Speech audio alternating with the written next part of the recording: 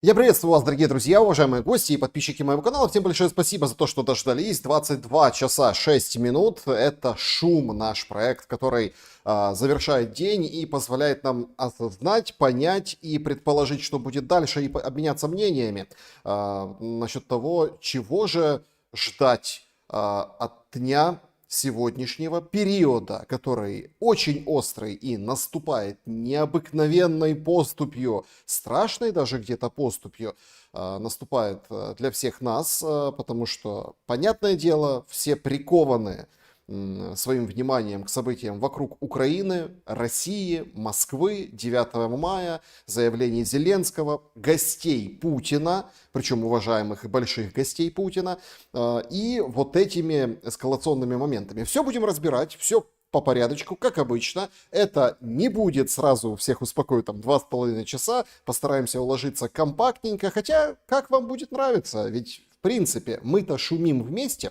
Традиционный наш, скажем так, процесс игры в города. Давайте, заводите, как говорится.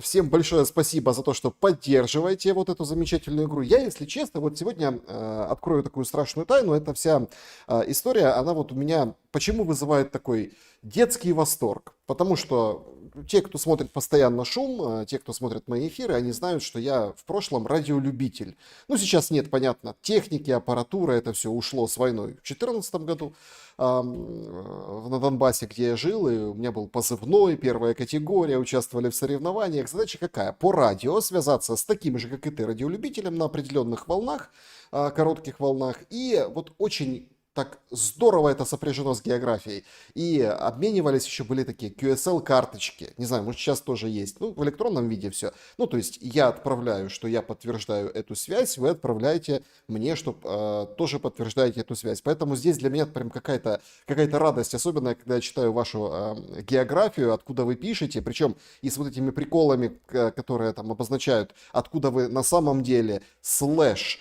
откуда вы, ну да, то есть по VPN или по смене страны, это особенно придает какого-то особенного нашего с вами общения. Значит, вот Владимир, набережные Челны, фьорды, Тула приветствует Александр, Инесса, привет в Тулу, город оружейников, смотрю из Одессы, а зарегистрирован на Марсе.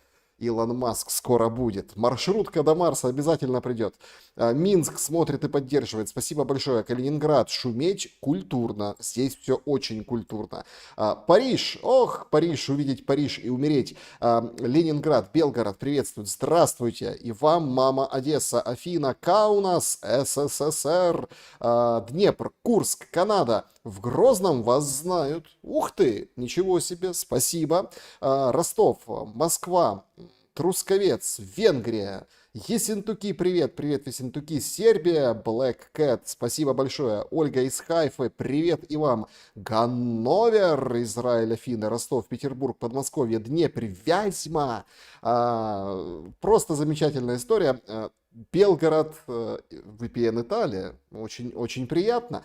Значит, Липецк, Воронеж, Лондон, Изумрудные холмы, Красногорск. Да-да-да. Кубань, Липецк, Венгрия смотрит, Камень-Шахтинский, Астрахань. Ребята, вы большие молодцы, что это пишете. Это никогда не надоедает. Ну, мне, по крайней мере, вообще не надоедает. И даже когда я знаю, что многие из-за разницы в часовых поясах или по другим причинам пересматривают «Шум» и оставляют вот эту игру в города в комментариях, вместе, внимание, с «Шумом» по событиям дня и по событиям, заявлениям, фактам, мыслям, мнениям, трактовкам, это всегда украшает нашу ветку комментариев. Спасибо вам большое за это. Киев, Харьков, значит, Мюнхен слушает, Мариуполь, Пакистан. Даже оттуда Игорь Ляшенко вещает. В Пакистане там, говорят, возобновились боевые действия.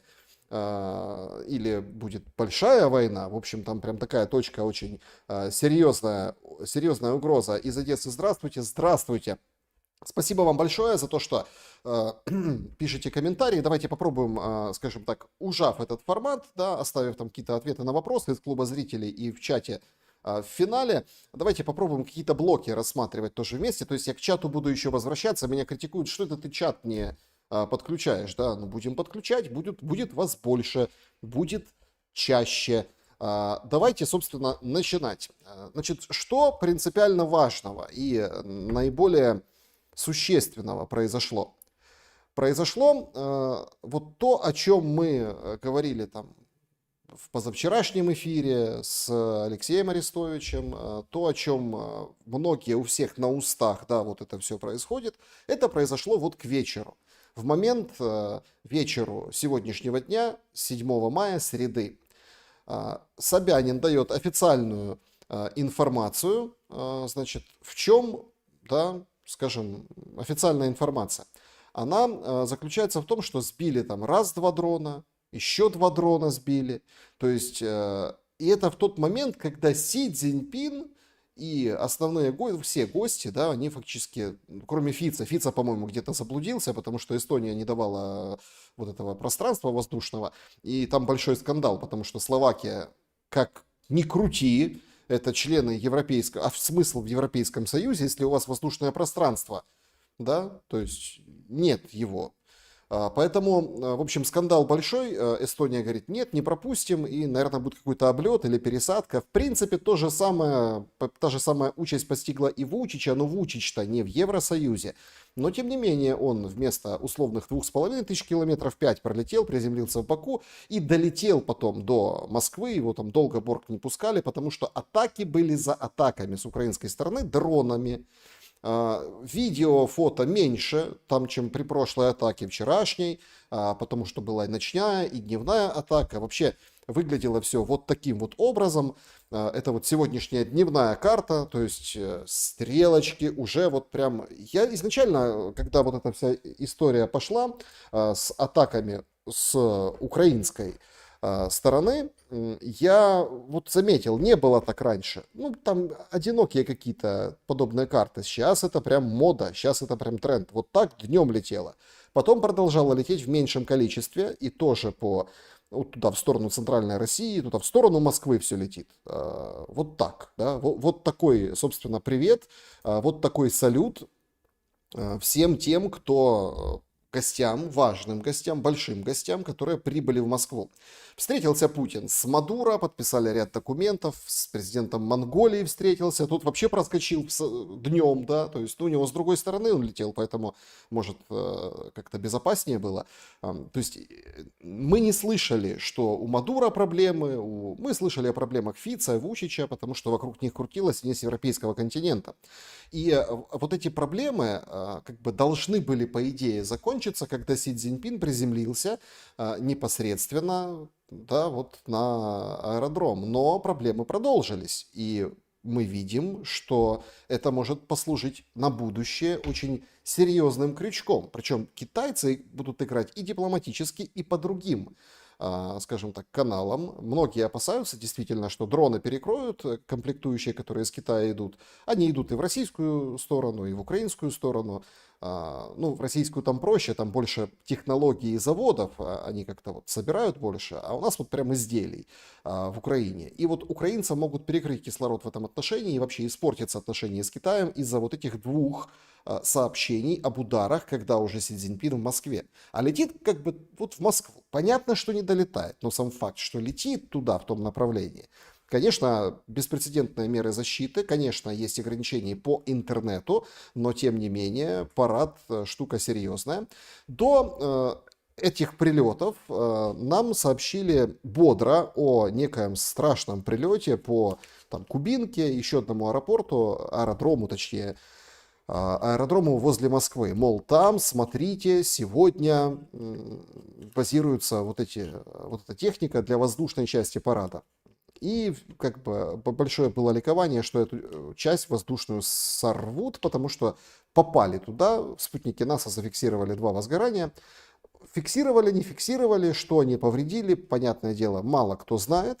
Но, тем не менее, репетиция воздушного парада, данные объективного контроля, снимали на соцсети, да, то есть, то есть завтра, видимо, самолеты полетят. Надеемся, но впереди еще ночь, точнее даже не ночь, вот буквально час 45, и должно заработать вот это перемирие со стороны Российской Федерации. Будет оно поддержано или нет, пока не ясно. До сих пор, до последних минут, Зеленский своего тезки Владимира Путина берет вот эту историю. Уже было обращение, было предложение, мы к нему сейчас перейдем, вернемся. Я хотел бы отметить в контексте этих дронов, которые полетели на Российскую Федерацию, надпись на этих дронах. Ну, думаю, выложит кто-то, появится, появилась.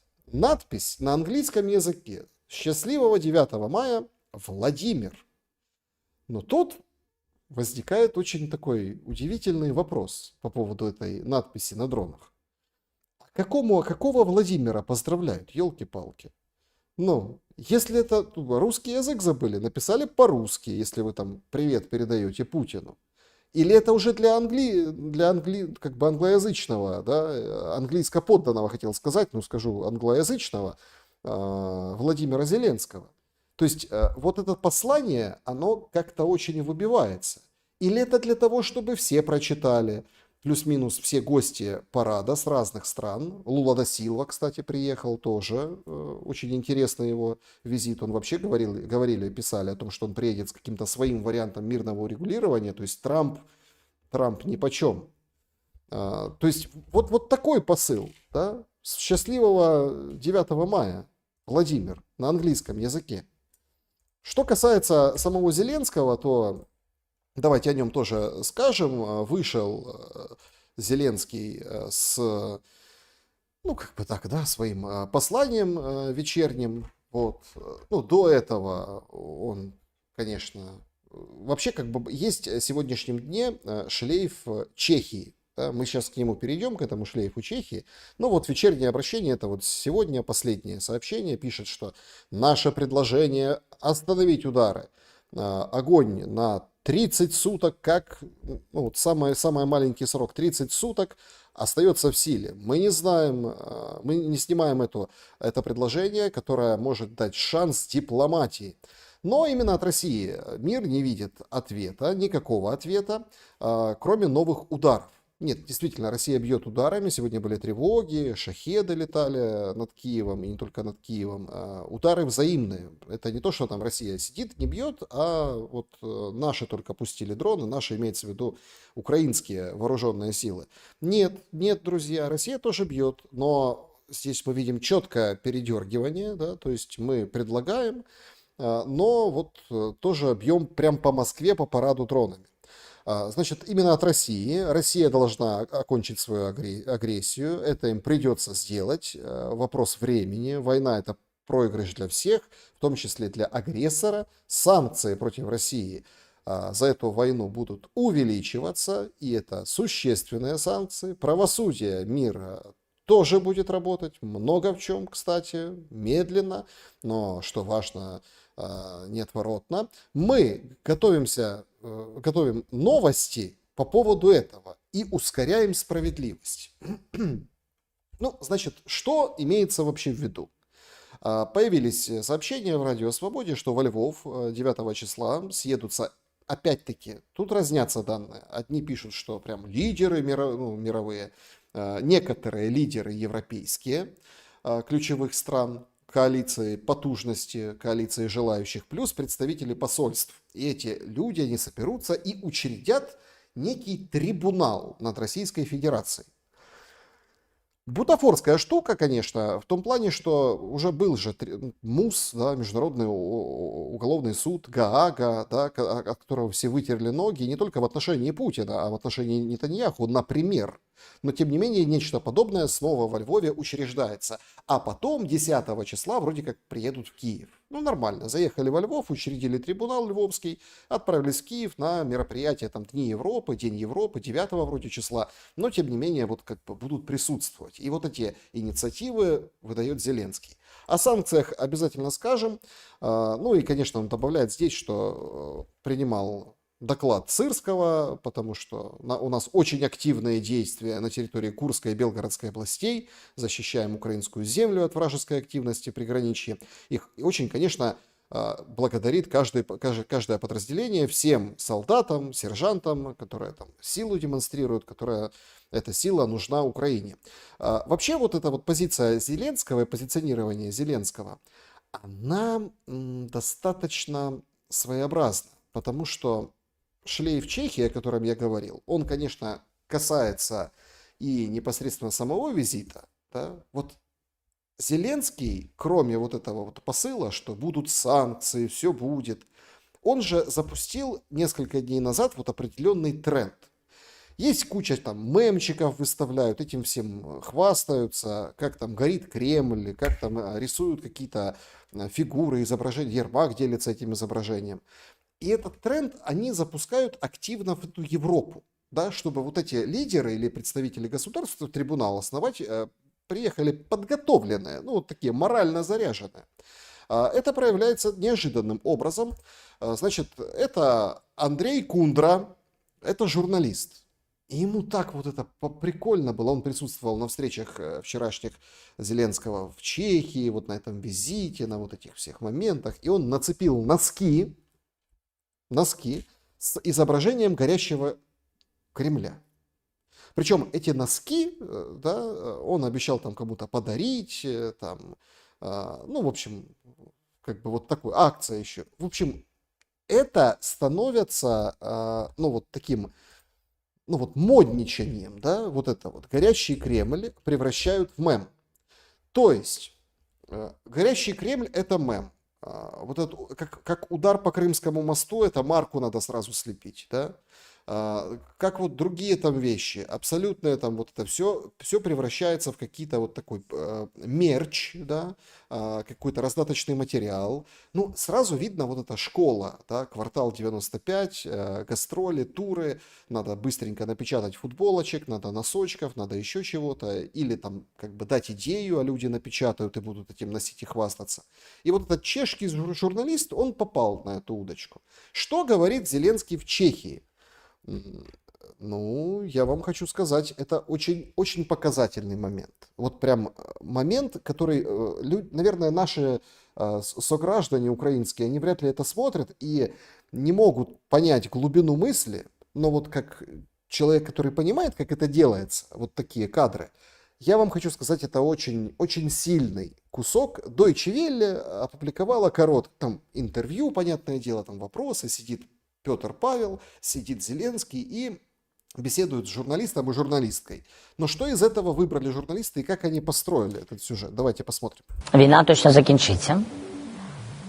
Не може бути капітуляції, тому що багато людей віддали своє життя саме за незалежність. І коли Значит, война закончится, не может быть капитуляции, потому что очень много людей отдали свои жизни именно за независимость. То есть это уже что-то вот изменение в пропаганде, военной пропаганде от верховного главнокомандующего де-факто украинской стороны. Ну, говорит, не может капитуляции быть, потому что многие отдали, сложили головы за независимость. Утверждение нелогичное, потому что, как раз таки потому, что многие сложили головы, может быть и капитуляция, технически чисто, но тем не менее. Слушаем Зеленского. говоримо про ті чи інші компроміси, ви повинні знати, що українці ніколи не підуть на компроміс, пов'язаний з незалежністю України. Глубина мысли зашкаливает. Значит, не будет компромисса, и украинцы, он как бы представляет весь народ и дает это, украинцы не пойдут на компромисс независимости. Ох, как интересно. Ну, я не буду тут развивать эту тему, это можем развить с вами в чате, в комментариях, потому что компромисс независимости, мы же видели, как Фица летел на парад, да? Словакия независимая страна? Нет. Угрожал ему кто-то? Ну и так далее. Ладно, продолжаем. Сполучені Штати Америки, вони різкі, сьогоднішні, вони достатньо різкі, вони спроможні запровадити сильний санкційний пакет. США сегодня резкие, но способны сильный санкционный пакет ввести. Сильний санкційний пакет. І якщо Путін не захоче припинення вогню, запровадити ще. Mnohem horší je říct to vlastním obyvatelům. Значит, то есть, что он говорит? Украинцы компромисс независимости не будет, не территориальной целостности. Заметьте, а независимости. Что говорит Петр Павел?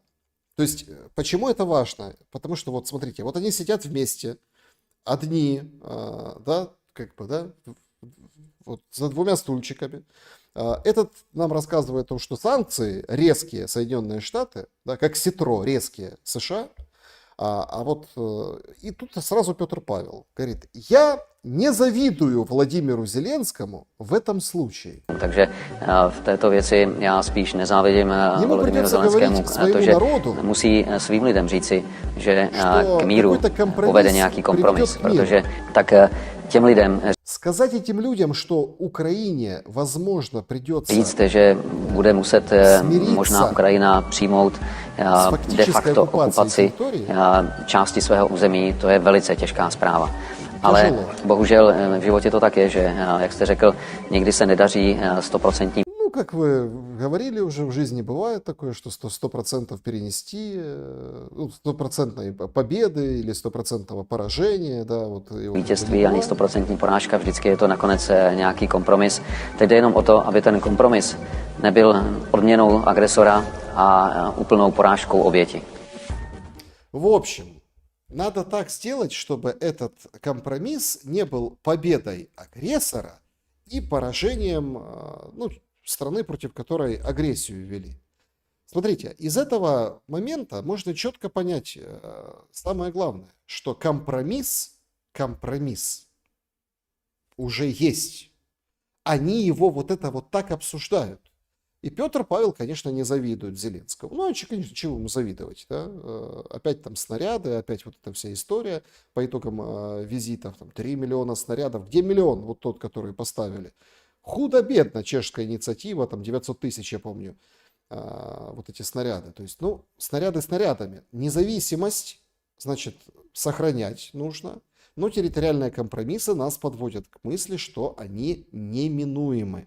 По поводу Чехии и вот этого всего, скажем, этой всей беды, да, большой, которую из себя представляет 9 мая, если честно, что в головах, не понимаю.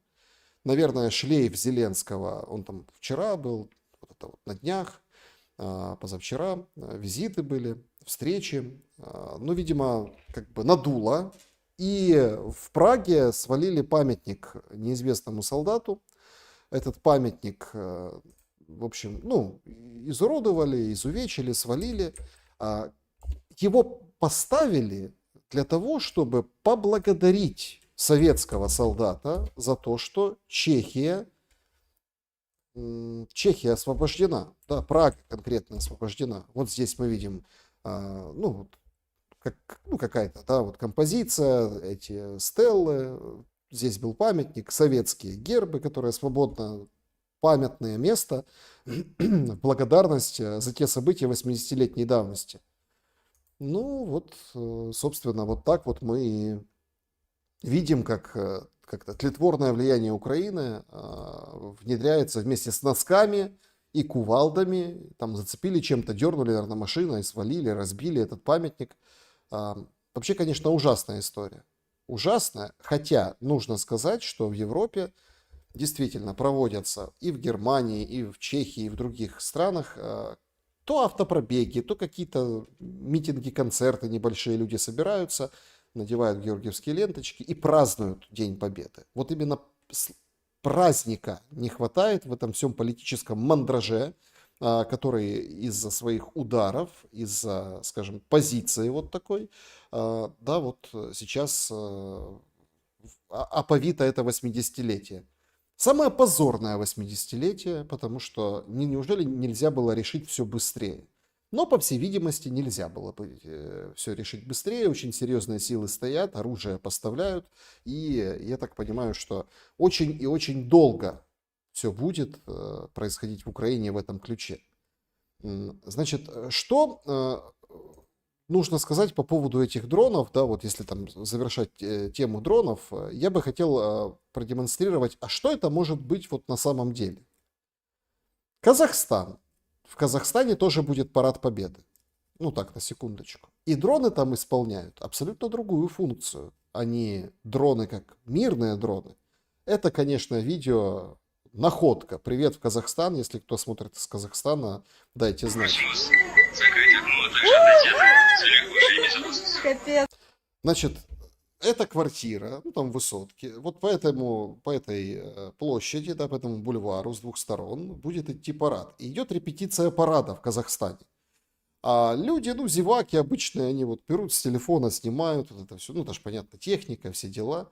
Подлетает дрон, а на дроне стоит колонка, динамик. И он говорит, очень вежливо. Все, уходим. Все, пока-пока-пока. Закрыть окно, а также отойти от целей вашей безопасности. Вот так вот используются дроны. Поэтому, знаете, когда вот сейчас говорят такие вещи, там, что у нас какие-то дроны особенные, еще там какие-то, да, и все уже примерно, уже все на вот этих ошибках и на этой крови этой войны, причем с одной и с другой стороны, они уже все выучили, как их можно использовать, и это будет шаг и развитие. Можно и в мирных целях использовать, но все уже прекрасно понимают, да, как и чем оснастить, и не только там для того, чтобы сбросить какую-то гранату или какой-то отправить бандероль какую-то. Значит, вернемся к Зеленскому. Зеленский сегодня поразил всех, он побывал на Крещатике. То есть ничего не предвещало беды, представляете? И тут Зеленский выходит и начинает фотографироваться с простыми людьми, там Майдан, Крещатик. Ну, слушайте, неужели выборы какие-то? Неужели что-то будет? Как же так? Вообще, конечно, такая интересная история по одной простой причине, потому что, ну вот, если разобраться, да, ну, это, конечно, такой достаточно момент своеобразный. Значит, вернемся к новостям, которые приходят вот только вот сейчас. Значит, что хотелось бы отметить вот прямо сейчас, да, это вот этот черный дым, который валит из трубы папского конклава. Да, черный дым, то есть белый, значит, выбрали, черный, значит, будут переизбирать. Это принципиально интересная история, будем за ней наблюдать, потому что, ну вот, на самом деле, такое событие, да, бывает нечасто. Кто будет папой и чей будет папа, Макрона ли или не Макрона, это вот возникает большой вопрос. У Макрона появился, кстати, новый друг сегодня, это Мерц. Он назвал канцлера Германии Мерца большим другом, запилил с ним селфи. Это, конечно, замечательно. Но у него есть еще один друг, из Сирии прилетел, Джулани. Ну, он там по-другому себя сейчас именует в костюме, уже снял униформу. Вот у Макрона два друга, Мерц и вот этот Джулани, лидер Сирии. Представляете? Вот так вот и живем, вот такая история. Дружелюбный Макрон, на которого возлагают большие надежды, но Мерц слился. Капитально сегодня слился. Он вышел и сказал о том, что Таурусы вообще ничего не сказал, будет, не будет, ой, да посмотрим, да кто его знает и так далее и тому подобное. Он, Мерц, сбил, как говорится, вот эту спесь свою и сказал, что без США мы не можем помогать Украине. Вот как-то так, не можем. Чем мы можем без США? Вот США, да, готовы, конечно, и войска предоставить для того, чтобы линию разграничения контролировать. По Келлогу, я так понимаю, был вопрос журналистов, он вышел и начал заявлять о том, что Украина готова 15 километров отойти от линии фронта, если Россия 15 километров отойдет, а вот тут надо контролировать будет проще. Ну вот так, да, то есть и назвал, что Путин главная перепона к миру, и вообще там на Россию надо санкции наложить и так далее, и тому подобное. Ну, понимаете, в чем дело? Это все, конечно, очень хорошо и прекрасно, я имею в виду санкции и все вот эти, скажем, поползновения, но давайте будем объективны и попытаемся немножко быть и откровенными в этом вопросе. Санкции – это все хорошо, но многие сегодня как бы обманули своих читателей или не договаривают им определенную, скажем так, правду. Она заключается в том, что, ну вот этот канал, всем, кстати, рекомендую, это Дональд Трамп на русском, все свежие заявления, ну вот опять-таки, безрезультатное голосование. Трамп выходит и говорит, что мы подошли к моменту, когда придется принимать некоторые решения в контексте украинского конфликта. Я, говорит, этому не рад, я не рад этому. Значит, сегодня Венс выходит и говорит, что слишком многого хочет Россия.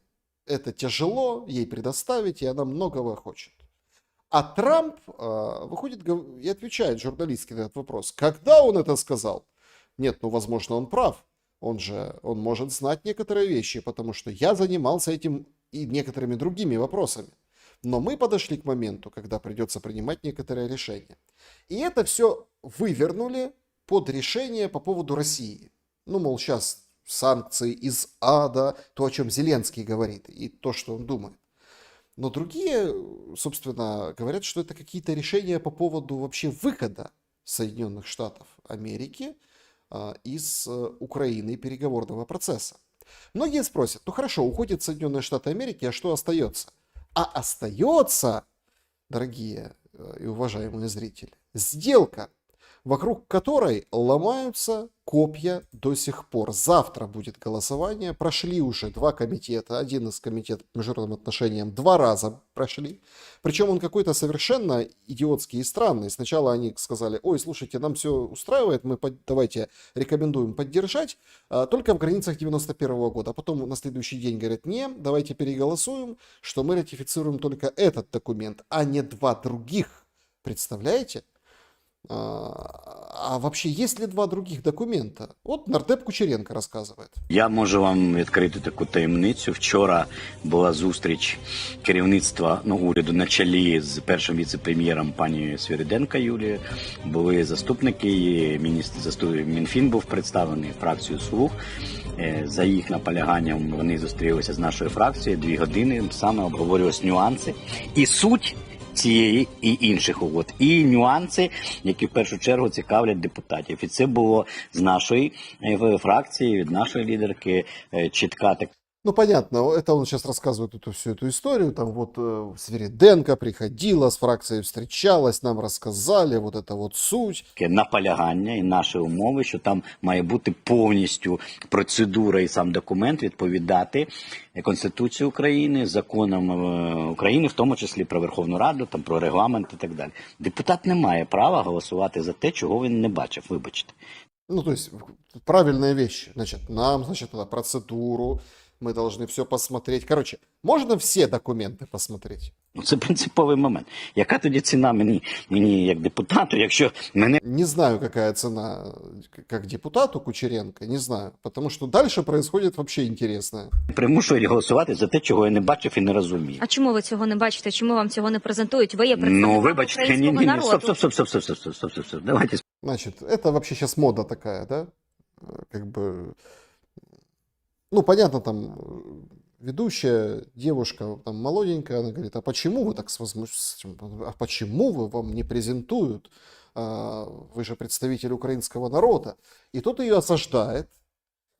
Її осаждають, заводиться сам. Спокійніше. Нам не презентують, а нам офіційно передають Верховну Раду документ на ратифікацію. Ми ж не діти, ми ж не блогери, які там вимагають, а покажіть мені в моєму під'їзді, щоб я з дружиною обговорив. Є абсолютно чітка процедура. Вибачте, це ж не туризм якийсь міжнародний. Заходить офіційно документ в Верховну Раду, він і обговорюється. Тобто ви поняли? Офіційно зайде документ, и тогда будем обговаривать. Тогда да. Так а какая цена как депутату? Я же не блогер какой-нибудь. А депутату какая цена? Саме тому той, що зайшов документ, а саме угода між урядами України та США про американсько-український інвестиційний фонд, він і буде розглядатися і ратифікуватися. А те, що там згадується 25 разів назви інших документів, але я, наскільки розумію, вони навіть поки що і не готові, їх немає, наскільки я розумію. О, так их нет! То есть, понимаете, в чем дело? Ребята, давайте голосовать. Там упоминаются документы, но их нет. Ничего страшного. Появятся, напишут, принесут в Раду. А что нам знать, что там за документы? Какая разница? То есть вы понимаете, какой уровень цинизма и обмана? Какая многоэтажность этого обмана по одурачиванию народа? И это все, да, вот он сначала говорит о том, что вот речь, да, вот просто речь его. Да, ну давайте дослушаємо. Це є прерогатива уряду, це сфера відповідальності уряду. Для тих, хто не розуміє, про що я кажу, читайте уважно Конституцію, читайте підручники про... Ну, понятно, будем читать подручника и Конституцию, понятно. Смотрите, то есть он говорит, все по процедуре. Потом говорит, подождите, ну, там, мы не можем голосовать за то, что мы не знаем. Потом, ну, нет, ну почему мы не блогеры, вот нам принесут, а вот этот текст, так их нет, этих документов. А потом опять говорит, все по процедуре должно быть. То есть, вы понимаете, в общем, насколько я понимаю, завтра Тимошенко проголосует вместе с Кучеренко за вот эту сделку, потому что это очень нужно, и лишат американских виз депутатов, как угрожал президент, или другие вещи произойдут.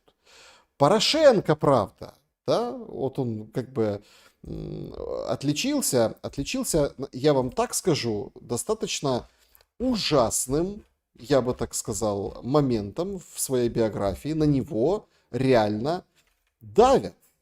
Его серьезно вот прям прессуют и душат.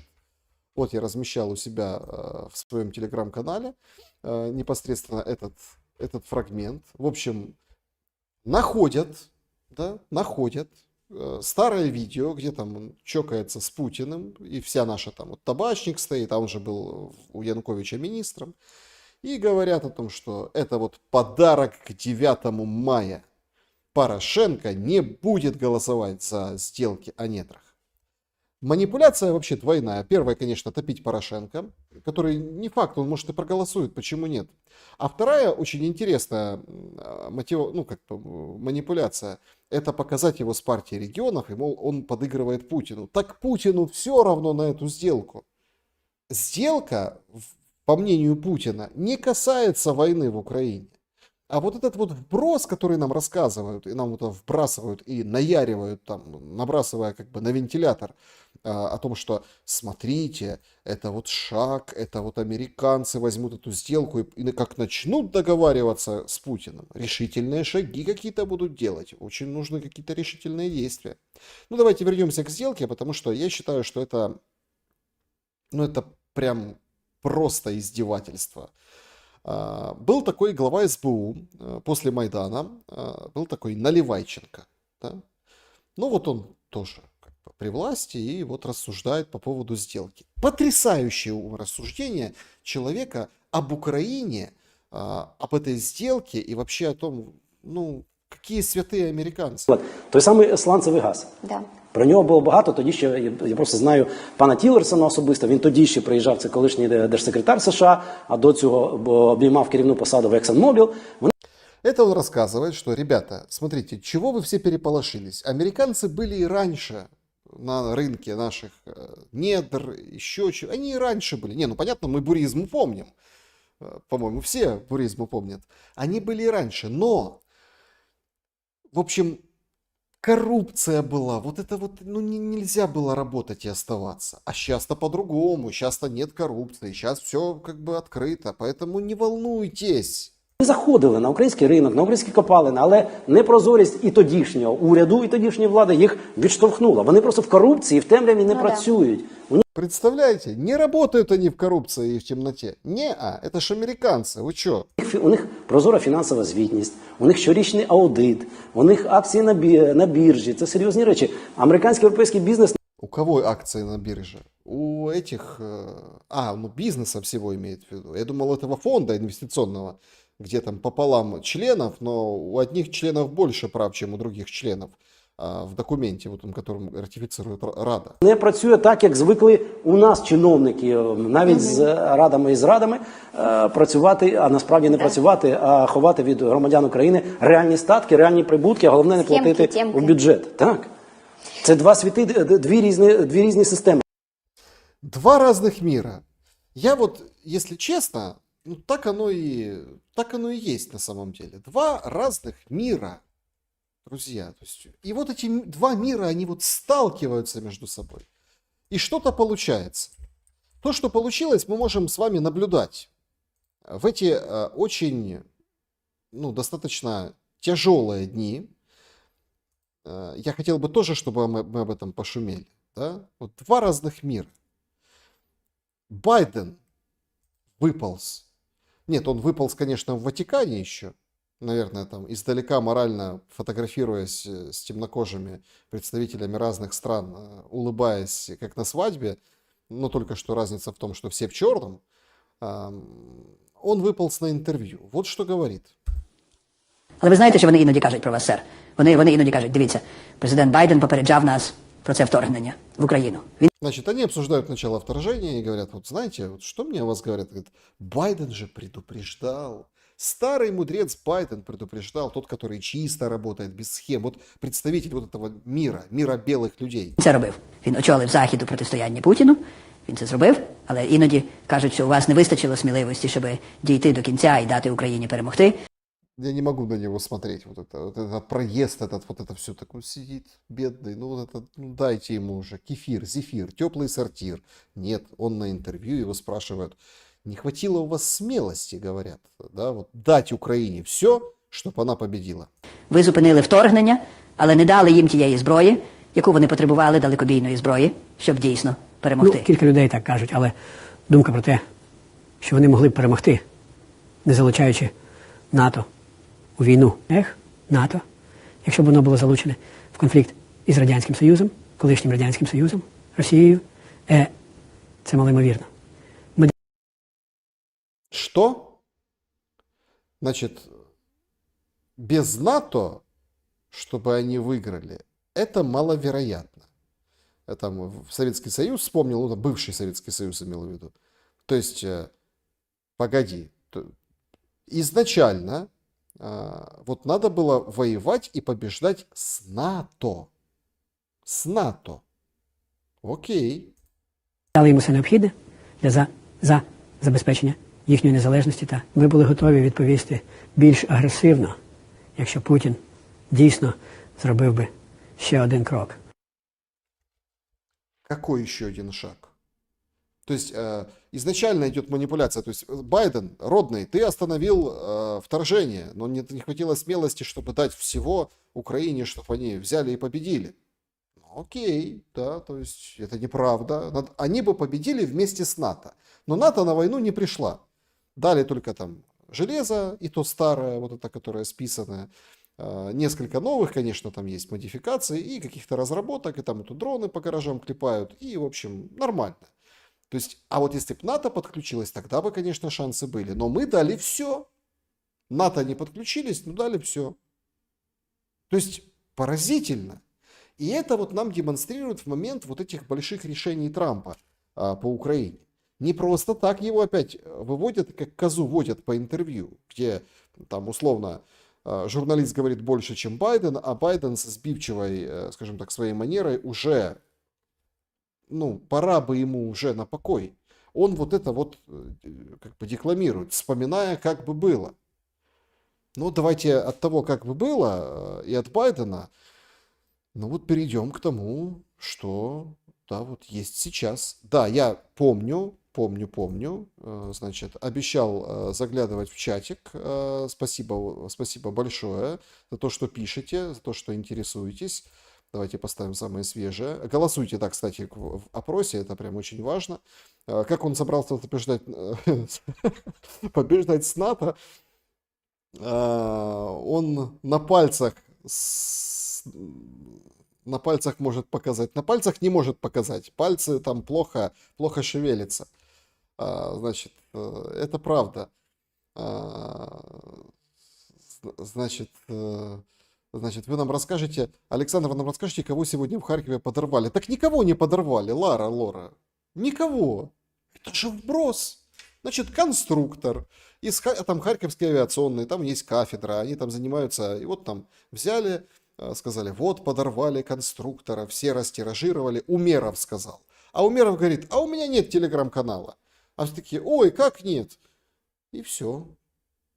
Так подрывали? Так нет, не подрывали. Все не соответствует действительности.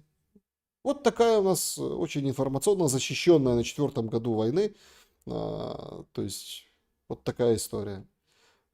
И причем там очень все, прям есть сайт кафедры, на этом сайте кафедры прям этот человек, которого называют разработчиком дронов, ну он просто инженер-преподаватель там, ну ХАИ, ну Харьковской авиационной.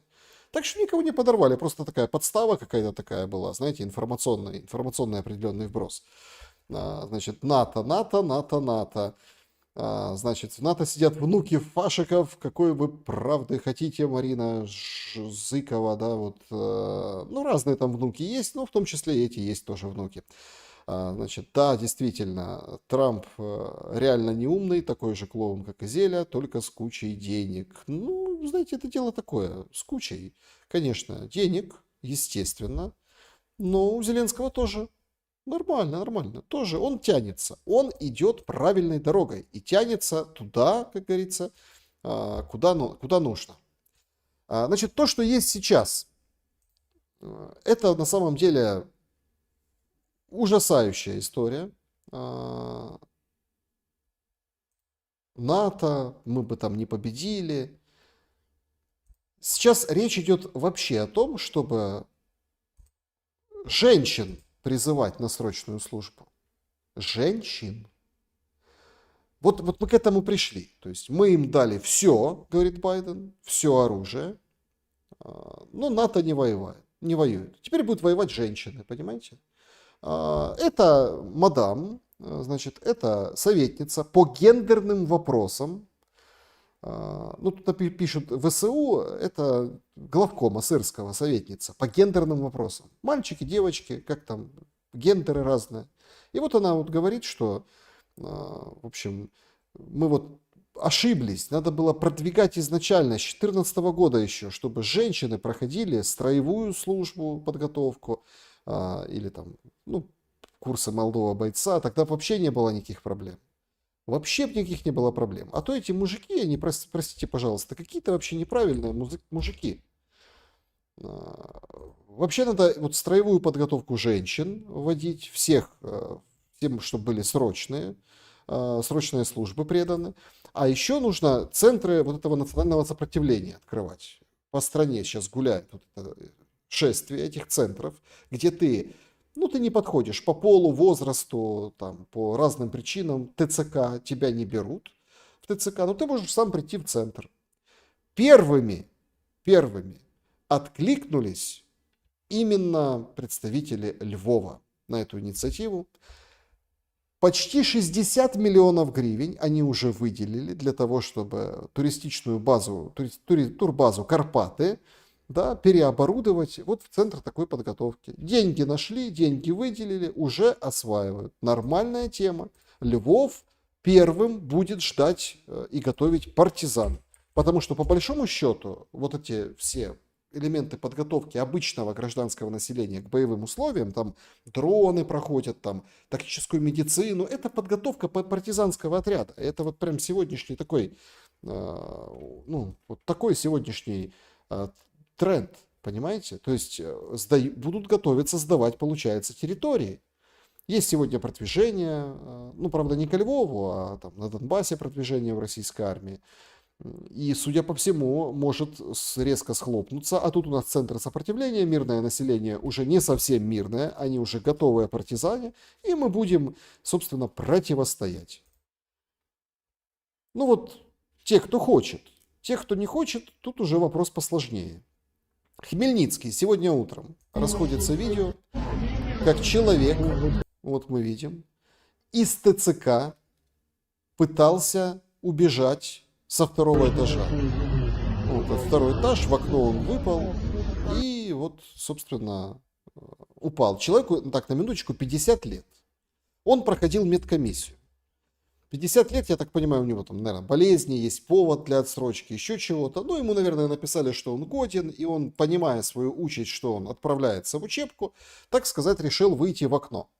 Хмельницкий ТЦК, молодцы, они сразу быстро отреагировали. Значит, внимание общественности и медиа. Внимание, события. Сегодня в помещении ТЦК, в общем, военнообязанный был на втором этаже, ВЛК проходил, ждал на вывод ждал и решил убежать через окно. Значит, врачи ВЛК, которые его 100%. Вот прям можно даже не проверять эту информацию. Признали годным, сразу выскочили на первый этаж, начали оказывать помощь, позвали скорую помощь. Она его в больницу отправила.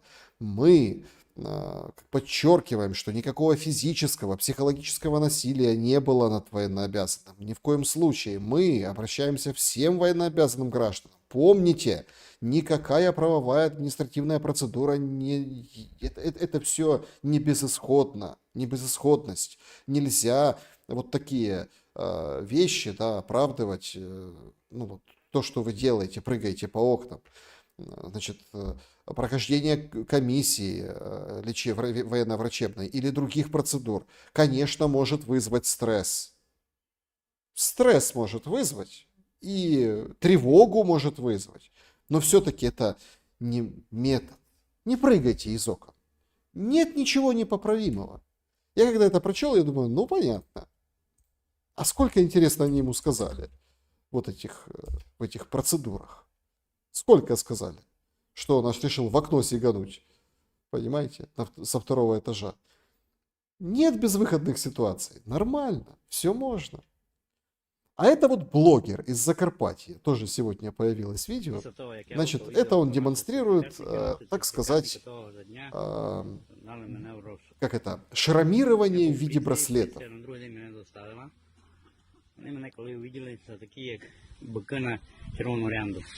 Пане взяли, наверное, натягнули мені на руки пластикові хомути і держали мене підвішеним, зав'язали мене на кабель, на железні двері.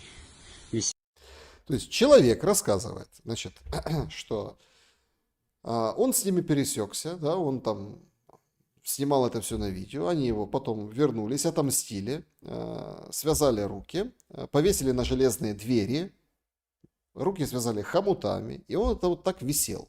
Закарпатье. 17 годин. Ходили вони нам, як клоуни, у зоопарк. Усі ТЦКшники никали на, як вони казали, на гребаного блогера.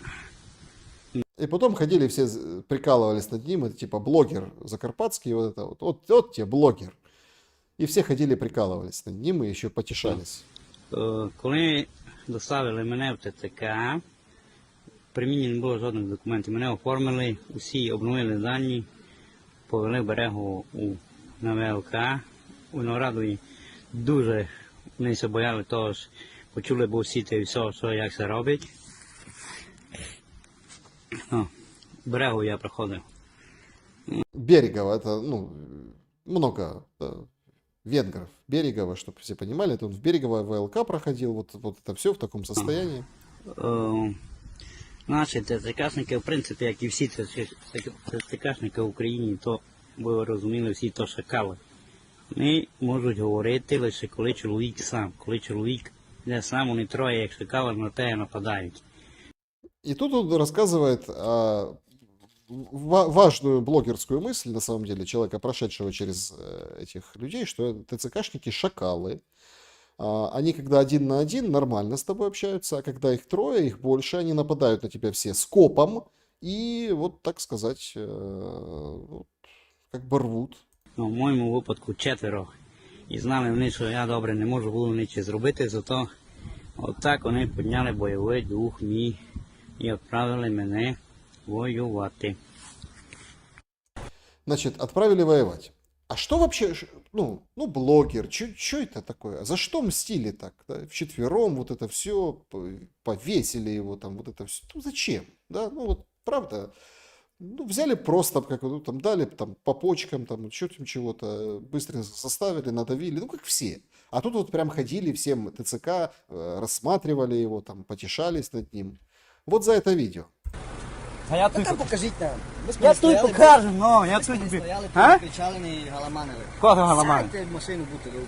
Не поняв я. Сядете в машину та покажете в машину. Ні, я не покажу, ви мені раз показуєте то. Кого це що ви?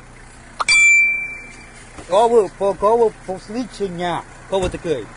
Куди я маю сідати? В машину? До кого? До кого я маю ставати в тому машину? До кого я маю сідати в машину? Значит, он не понимает, кому он должен садиться в машину. Тебе говорят, садись, давай. Но он там включил телефон и начал вот это все. Ну и с ними начал ругаться и Та ви, блядь, бики нахуй, та я маю сідати в машину. Що за мною ходиш? Не ходи за мною, а визивай поліцію. Зараз ми поникаємо косо. Де скільки сьогодні твою, бляха, муха? Герої, бляха! Герої України! Давай, визивай! Хто такий? Посвідчення покажіть! Ну, в общем, понятно, говорит, покажи удостоверение. Ну, и, видимо, ему уже показали удостоверение, да. И вот за вот этот вот скандал, за вот эту съемку, его потом раз и вот таким образом наказали. Вот такие блогеры. Есть другие блогеры тоже сегодня. Есть такой, ну, тоже ТикТок, то есть популярный, ну, тоже блогер, да. Блогер Василий. Ну, такой тучный, с бородой. О нем сегодня тоже появилось видео. Правда, с границы, с Молдовой. Значит, Василий, блогер, с бородой, переоделся в женщину, надел парик и попытался, так сказать, пересечь границу. Да? Ну, в общем, его быстро, этого блогера, разоблачили. И теперь, в общем, блогер Василий будет теперь снимать блоги из окопа или из каких-то других вещей. И об этом четко, вот вы видите, официальное видео блогера Василия. Что военные вообще обо всем этом говорят? От военных сегодня, ну, такие достаточно тяжелые мысли звучат. Я хочу, чтобы мы их тоже обсудили в шуме, в комментариях. Значит, мало говорит, бьют, нет мотивации. Надо больше бить, чтобы больше служить хотели. Вот такой сверхразум просто воєнний дає потужне інтерв'ю. Повертаюся до своєї цинічної тези. Мало війни, мало ракет. Мало. Да. Якби масштабувати війну, якби десь там її туди, перепрошую, щоб не тільки на сході України відчувався дух фронту, да, на півдні, да, ну там умовно. Щоб, на півдні, да, а щоб туди там от в ті регіони, де кидаються на ТЦК з сокирами, оці уїбани. От. Значить, в эти регионы, где бросаются на ТЦК с топорами, вот эти нехорошие люди, вот надо вот туда. Вот туда надо. Тут надо как дать им туда, чтобы они вот это вот поняли наконец-то. Туди мало війни, мало ракет. Блядь, дорогі, ви не допрацьовуєте. Не туди б'єте. Да. Я підсумовую, що... Ну давай, подытожь. Это мысли и так уже как бы такие заторванные башки летят. Ну ты подытожь. Якісно інше ставлення до питання громадянської відповідальності можуть проявити тільки ті люди, які зазнали збитків моральних, матеріальних, психоемоційних від війни. Ага. Оцените глубину мысли. То есть настоящими настоящими украинцами, равно настоящими патриотами, настоящими вояками могут быть только те люди, которые получили настоящий ущерб, психический, эмоциональный, физический, еще какой-то, от войны. Вот они получили, вот их укусило каким-то образом, ударила по ним война. И вот те настоящие. Кому упала в будинок ракета, у кого загинули родичі, хто без ноги, кого війна отак торкнулася безпосередньо, емпірично, ті будуть уже мислити інакше. А всім іншим на проблему воюючих людей, ну, насправді їм не те, що наплювати, ну, це для них далеко і чужа проблема. Вот какая глубина мысли. То есть на военных всем наплевать. Вот это видео надо показывать перед каждым сбором Стерненко там, или еще каким-то сбором на этих каналах там разных. Вот именно это видео, да, что на воюющих людей плевать. Понимаете? Надо больше вам ракет, больше вам насыпать ракет. Ну так ПВО давайте, нормально стреляйте, да, и будет... Сбивайте так, чтобы падало, да, вот, за селом, а не в село, за городом, а не в город. Ну вы же воюющие люди. Или это тоже не такие военные, которые там воюют в ПВО? Надо именно те, которых вот коснулось, чтобы боль утрат все пережили. Вот такая философия. А что взамен? История офицера, история человека, который прошел фронт, которая показывает, что не все вот эти военные оторванные, с оторванной башкой и всем желают гражданским боль утрат, не защищают гражданского и говорят, это очень хорошо, что вы там ходите по магазинам, что вы там где-то не замечаете эту войну. Если вы не замечаете эту войну, значит мы, военные, делаем хорошо свою работу. Ну вот так, это вот так в нормальных обществах, с нормальными мозгами, с нормальной политикой, а не вот этой вот все женщин на фронт, детей на фронт, всех на фронт. Понимаете? Нормальная военная работа, когда ты не замечаешь войны, да, вот у себя в тылу. Ты гражданский, ты доверяешь военным, и вот так. Но у нас другое, у нас же мобилизация. Ну вот пошел по мобилизации, вот вам история военного. Подвиг совершил, на самом деле. К награде был представлен, не маленькой, Золотой Крест. Как он ее получил? Мені приходить повідомлення, прийти на нову почту, що-то забрати. Я не знаю, що забрати. Я приходжу на нову почту, і раз, а там Золотий Крест і свідоцтво Сирським підписано. То есть, значит, ну, понятно, прошел, там, понятно, контузии, ранения, то есть списанный. Ему приходит смс-ка, новая почта. Он смотрит, надо что, приходит забирать, что такое, смотрит, Золотой Крест, новой почтой. К Золотому Кресту книжечка, подпись Сырский. Я так поставив, подумав, я навіть бродячій собаці так кості не даю. А ніколи так не кидаю.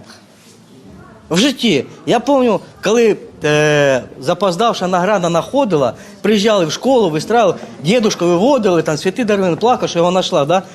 Ну ніколи вот так не кидали. То есть, понимаете, в чем дело?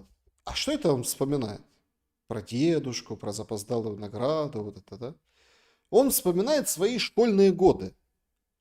Потому что были правила, была честь, и он вспоминает 9 мая.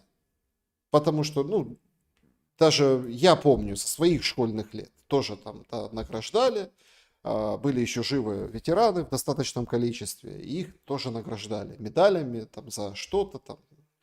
И да, я был, наверное, среди этих школьников, которые там встраивались, приводили ветерана, и его награждали. При школе, его специально везли в школу, чтобы выстроились детки, или там в каком-то классе, или в каком-то холле, и вот все, чтобы ему наградили, вручили цветочек, поаплодировали. А не новой почтой Золотой Крест. Говорит, как собаки бросили. Золотий Хрест України. Герой України, конечно, зажали. А чого? За те, що живий, блядь, остався. Або не здох. Вот это моя... Только не знаю, что детям сказать. Да никто не знает, что детям сказать, понимаете? Но вот это вот тоже отношение. Ну, наверное, не потому, что не сдох, зажали героя Украины, этому ветерану войны. Не поэтому. Там же, когда герой Украины, там льготы, коммуналку можно не платить, там вот это все, понимаете? То есть там немножко больше льгот у героев Украины. Это накладно. Золотой Крест Сырский подписал нормально. И вообще эти герои Украины посмертно, да, посмертно герой. А вот... Ну и то там как бы родне какие-то привилегии, но там никакие привилегии, скажем так, родне не дают никаких таких преимуществ. Ну еще давайте один, обещал недолго, от сам видите, как вот тоже увлекся с этим сегодняшним шумом. Предлагаю еще пошуметь над темой, это было вчера, мы детально обсудили, захват храма. Сегодня появилось видео, что в этом Андреевском храме в Черкасах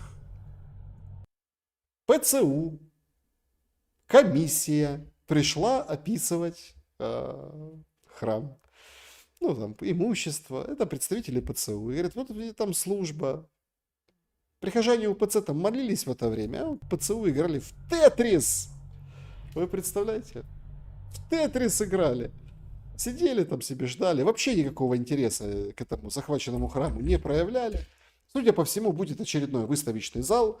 Ну, Клопотенко до Черкас не доедет, известный украинский повар, там не будет голубцы лепить. Но, тем не менее, почему бы и нет. Вот такие темы, да, для шума. Вот такой, собственно, шум. И вот так, да, вот проходит этот вот такой достаточно напряженный и очень напряженный день. Значит, понятно, что Соединенные Штаты выиграли войну. Это тоже сегодняшний такой указ Трампа подписали. Ну и сообщают паблики, которые близки к мониторинговым, да, пабликам, мониторят ситуацию. Вот так сейчас выглядит карта Украины. Вот именно так. 49 минут до начала объявленного Путиным перемирия. 49 минут. Ни одного пуска, ни одного шахеда, ни одной ракеты. Получается, что может все и сработает. По крайней мере, очень бы хотелось, чтобы все сработало. И хотя бы вот эти 3 дня, да, вот у нас прошли тихо. Как вы думаете в чате, сработает ли или не сработает? Вот очень интересно ваше мнение. Потому что вот мы фактически с этим перемирием вот сейчас столкнемся. Каким оно будет? Мне кажется, что все-таки должно сработать. Должно. Так, значит, Игорь Чуриков тоже пишет свой позывной. С Днем Радио у вас тоже. Значит, Крокодира-бомбардира. Да, сейчас новый тренд. Младшенький угорает с этого. Очень нравятся эти видео. Действительно. Какой-то зоопарк, что ли, показывает автор. Ну, как зоопарк. Это жизнь. Вот такие. Вот Иван Фоменко пишет, что сработает. Вот мне вот очень хочется разделить эту точку зрения. И я тоже считаю. Лия пишет, не сработает. Виктория Голд сработает. Арестович сегодня у Латыниной говорит, что у него есть полный документ о сделке, отправит вам, вы расскажете нам, что в нем. Хорошо, не вопрос. Полный документ обязательно. Значит, с уважением Александру Шелесту из Крыма. Спасибо. Крым тоже уважаем. Тетрис — русская игра. Придумал программист, инженер Алексей Пажентов. Это зрада играть в русскую игру. Тем более от ПЦУ в захваченном храме. Да, конечно. Значит, это так и есть. Украина вернулась к язычеству, видим в сети толпы, и все им верят. Слушайте, там ко мне информация пришла. Значит, есть же разные эти паблики. Ну, я тоже иногда делал, там буквально пару видео с тарологами и астрологами. Кто-то верит, кто-то не верит. То есть, ну, это всегда интересно, это вот там какой-то ажиотаж, потому что прогнозы, они бывают, сбываются. Да, то есть через время, там есть даже как бы видео, когда отслеживали и там прям про конкретных людей. Оказывается, могу подтвердить, сегодня в эфире тоже высказывалась эта точка зрения Елисеевичем, что там списки большие подсанкционные, там есть разные люди, и даже тарологи отдельные, тарологи в этих списках, представляете? Представляете, какая история? То есть, ну, те, которые неправильно предсказывают судьбу войны, они там, ну, это сейчас модно на самом деле, но вот тем не менее. Поэтому, как бы, дело такое. Даже тарологи попадают. Значит, профессор Соловей таролог или астролог? Нет, он профессор. Он профессор журналистики, ну, или там массовых коммуникаций. Значит, я думаю, что будет.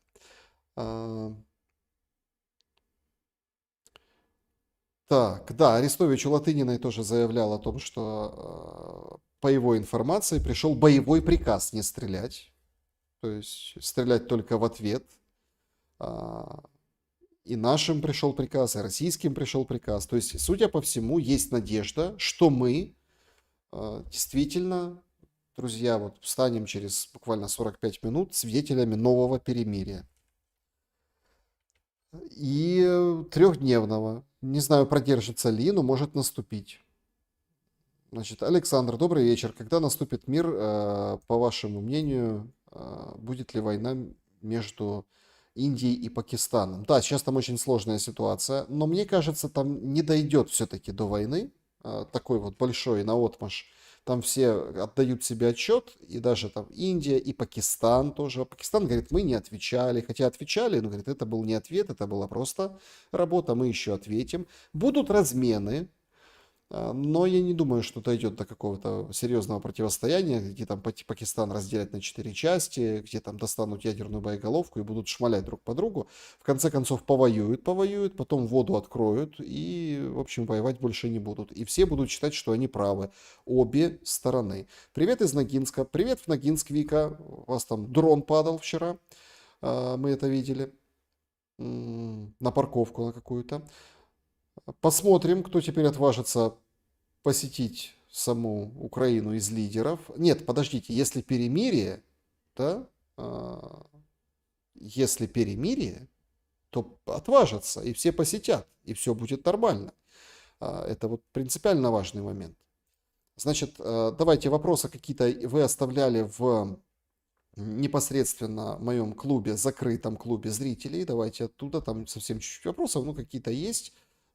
Даже там какой-нибудь один, может, выберем закрытого клуба, да, вот, поехали. Да, Александр Тезка меня спрашивал, хочу задать вопрос, возможно, он будет выглядеть не совсем политкорректным, если что, извиняюсь. В одном известном сериале Зеленский, играя Голобородько, произнес монолог. Как маленький розовощекий еще украинец постепенно маленькими шажочками превращается в стопроцентного чистокровного хохла. Как думаете, Зеленский сам уже прошел этот путь? Если вы смотрели этот сериал, смотрели чего? Смотрели этот сериал. Я думаю, что Зеленский, вот мое мнение, это не хохол. Зеленский это еврей. Нет у него вот этого. То есть он может сыграть. То есть вот это типичное, архетипичное украинское, вот это вот то, о чем говорилось в этом тексте, написанном сценаристами для актера Зеленского. Это же не его текст, это просто так вот вживается в роль, и все думают, что он говорит. Он может это сыграть, да, он может сыграть там возмущение над этим, но у него это не... Смотрите, если бы архетипически вот украинцы, да, вот были превращенные из маленьких украинцев вот этих больших хохлов, они бы точно не воевали сейчас вообще. Вот сейчас 4-й год точно. Уже бы все уже договорились. Вот правда. И вот и все. Договорились и с одними, и с вторыми, и с пятыми, и с третьими, и все. А тут не получается, потому что тут совершенно другая история. Тут не архетипическая украинская история. Это война для украинца противоестественна. Когда вам чешут и рассказывают всякую дичь, лепят о том, что вот смотрите, мы 300 лет воюем с русскими, мы там такие, мы еще там всякие, понимаете? То есть у нас там борьбы, одна борьба постоянно с русскими. Ну это вранье, не врите. Это вот просто издеваются, переиначивая историю о том, как мы вот боролись всю жизнь с Московией, а с поляками дружили. А то, что там резали друг друга с поляками, да ничего страшного. Там турки набеги были, да ладно.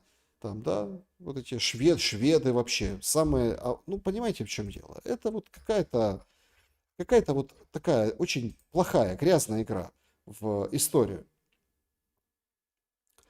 Так, значит, да, друзья, значит, вопросов не вижу. Значит, не вижу вопросов. Значит, правильно, Шелест, браво, да-да-да. Значит, поддерживайте. Ногинск, малая родина Лаврова. О, а я не знал, кстати, что Ногинск, малая родина Лаврова. Хунчунь смотрит. Отдыхаем на майские в Китае. Серьезно? А что такое Хунчунь? Это большой город или маленький? Вика Петрова. Хунчунь. Потому что это мне рассказывали, друзья ездили там, гастроли были в Китае. Говорит, маленький город, а там такой, как областной центр в Украине. Это у них считается маленький город. Севастополь слушает, спасибо большое. Лишь бы Макрон не забеременел от сирийца. Ну что вы так это? Так не бывает. Как это? Про Белочку и Зайчика. Анекдот от Тимошенко. Помните? Ты же потому что мы Белочка и Зайчик. Нет, потому что вы оба мальчики. Значит, добрый вечер. Кость Бондаренко поменял точку зрения. Война продолжится. Судя по всему, да. Судя по всему. Но смотрите, тут очень важно... Я еще раз, я соглашусь с тем, что все будет зависеть от того, что произойдет на 9 мая. То есть будет это перемирие соблюдаться или не будет. вот если будет, и все будут его соблюдать, да, все-таки хочется верить, что это правда, что будут соблюдать, тогда, ну вот, тогда да. Тогда вот мы становимся на путь мира, выборов. Зеленский не просто так гулял сегодня по Крещатику, просто с простыми людьми фотографировался. В Чехии с уборщицами в парламенте, тут вот с простыми людьми, прохожими с рюкзачками. Ну, вот такие дела. Александр, когда наступит мир, какие темы будете освещать? Политические. Ну, потому что там мир, там выборы, там начнется много интересного. Мы очень много интересного узнаем после войны. Многое опубликуют. Многое опубликуют из неприятного в политических целях. Начнется жизнь, начнется другая политическая. Конечно, будем освещать и не прощаемся с вами, естественно. Значит, по поводу голосования. Кого бы вы выбрали из этих возможных кандидатов в президенты? Значит, почему такие варианты? Многие задавали вопросы. По 3% Зеленский, Залужный, 2% Буданов, против всех, если будет такая графа, 93%. Примерно ожидаемый результат. Не претендовал на какую-то интригу в этом опросе, потому что у нас вышел вот опрос, рейтинг доверия. И вот эта тройка, которая вот представлена была в вопросе, она как бы вот побеждает. Причем Залужный побеждает Зеленского во втором туре. Поэтому, как бы, насколько вы понимаете, да, то есть мы просто повторили этот опрос. Вот и все. Щелин когда будет в эфире? На днях будет. Надеюсь, что будет. На днях. Значит, так, значит, Одесса ждет. Спасибо большое. Почему все креатуры курируемые Британией? Ну, потому что Британия, значит, Британия так сказать, внедрила свои щупальца. Агентурная сеть, другая сеть. Но опять-таки, там же философия другая, понимаете? Если тут в Америке философия как бы американская мечта, которой нет, в Британии все равно вот это остается шлейф таинственности, загадочности разных орденов, титулов и званий. Все, ты теперь не простой человек, ты теперь лорд, сэр, пэр, ты теперь там какой-нибудь герцог, тебе какое-нибудь там имение, тебе все должны... Даже вот в этих демократических современного мира реалиях, там это все сохраняется, и это подкупает элиты. Слушай, ну я херна себе, я герцогом каким-нибудь стану. Ну или там кем-нибудь, неважно. Да, то есть, и вот за этот титул, за сохранность активов, то есть, пожалуйста, они готовы проводить политику. Вот как-то так. Вопрос, Саша, как ты думаешь, если перемирие состоится, украинцы будут отмечать 9 мая? Конечно, будут отмечать. Ну, будут отмечать. В семьях по-разному все, тихо, спокойно. И я думаю, мы 9 мая тоже встретимся, мы посмотрим, появятся и в медиа цветы на оставшихся мемориалах, да, которые не снесли, не покорежили, ну, там в Киеве, да, там на аллеях. Ну, будут нанести цветы и ветеранов поздравлять. Ну, ветеранов, правда, там им уже, конечно, по 100 лет, может, кого-то... Знаете, вот это вот самое от 9 мая с украинской стороны, я чего ожидаю.